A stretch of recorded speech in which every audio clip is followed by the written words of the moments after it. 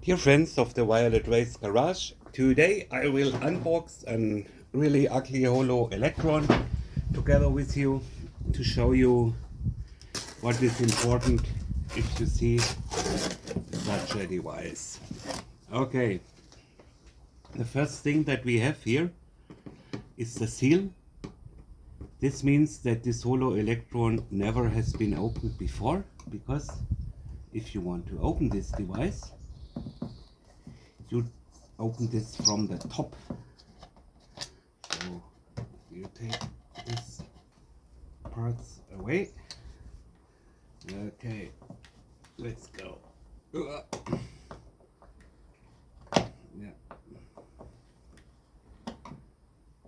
Come on. Okay.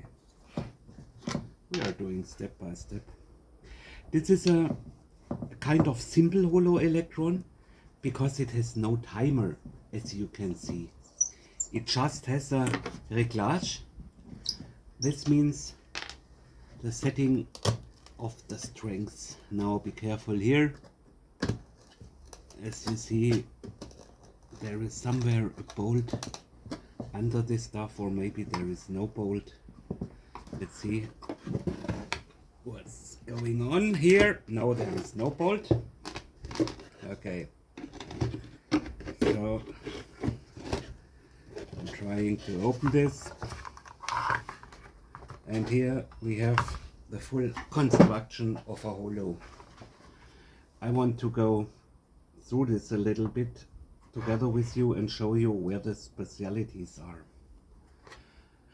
This capacitor here looks pretty nice and pretty strong. I think it may be okay.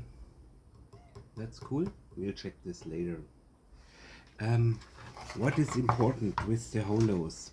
This strange part here has a very important task. This is the entrance for the 220 volt, and the 220 volt are coming into this part here, and then they are reduced to 110 parts, 210 volts, and then they are going into the coil. The reason for this is because Holo Electron wanted to save copper wire, and therefore if you need lower resistance, you also need lower amount of copper wire, and I think they are saving some money.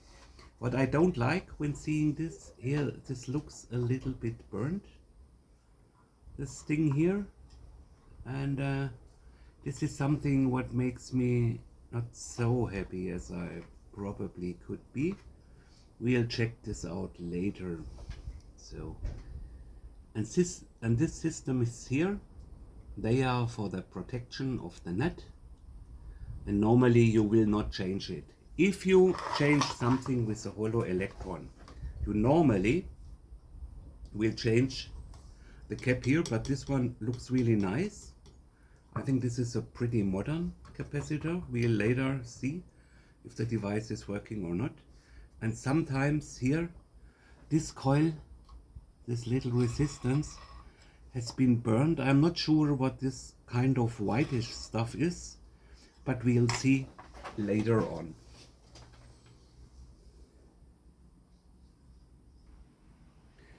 Okay, now we did everything. Just a short recapitulation. What we have here is the capacitor.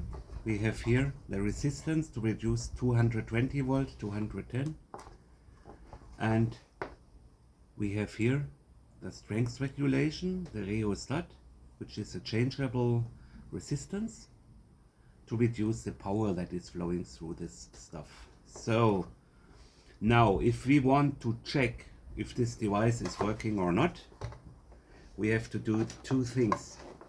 The first thing is, I plug in this plug here, and there is only one way to plug it in, and this is this way here. Now here for the voltage. The holos have their voltage settings here, because here you would see this is the setting for 110, 120 voltage, and this is the much stronger voltage, but this is the line voltage that we are having here.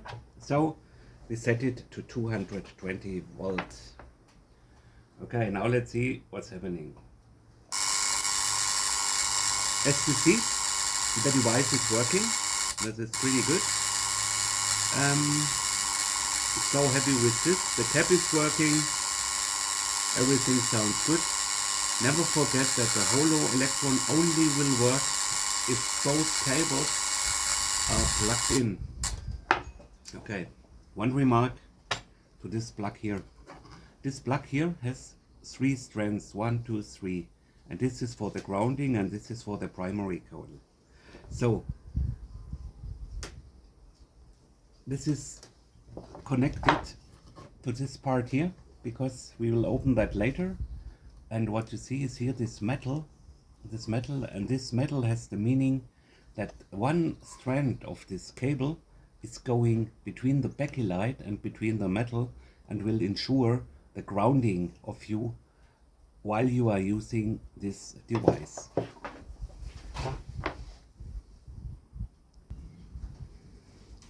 Okay, after some work I managed to bring this piece